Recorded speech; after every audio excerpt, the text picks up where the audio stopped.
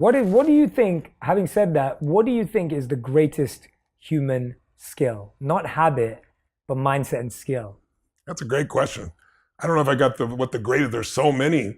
It depends on what you want out of your life, right? Yeah. But I think the ability to manage your own mind and emotions is probably one of the single most important. And maybe the second is the ability to influence others, because that's what makes you a leader. And hopefully you're doing that for a higher good, because there are all kinds of leaders, as you know.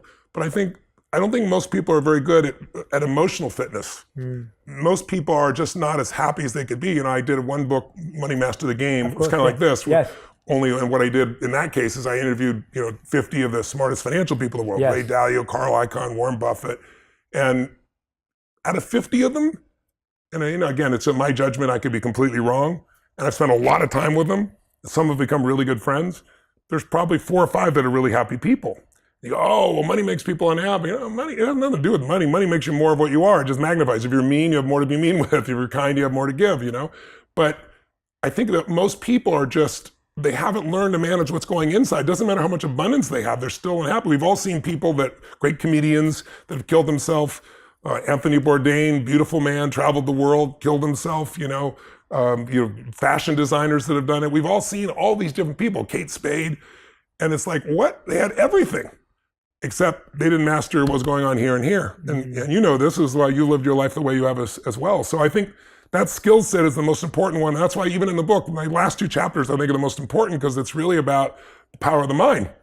Because everybody knows about placebos, right? They were only discovered in World War II.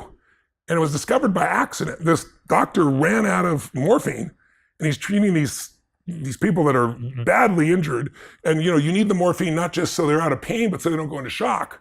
And the actual person who discovered this, who gets no credit, was the nurse, because the nurse handed him a syringe and said, we've got some more morphine. So he believed it, and he said, you'll be out of pain in just less than a minute. Wow. He injected them, and in every case, none of them went into shock. 90% of them were out of pain, and they used nothing. It was saline, right? So after World War II, he went back to Harvard, and he was the person that created what we now consider to be the double-blind studies, which are always compared to a placebo, right?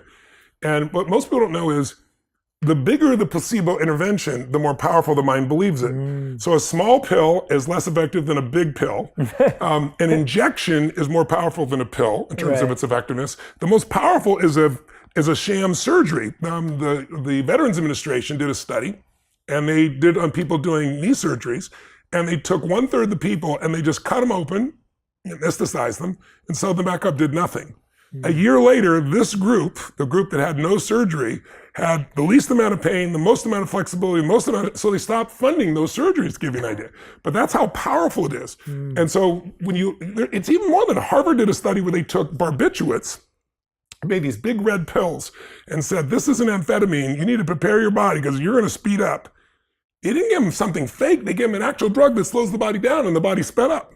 So most people don't understand the power of the mind. And so what I try to do is show people, even in this book, here are the things that you can do to take control of your mind, because if you take care of your body and then you don't take care of your mind and emotions, you're gonna be miserable. Yeah.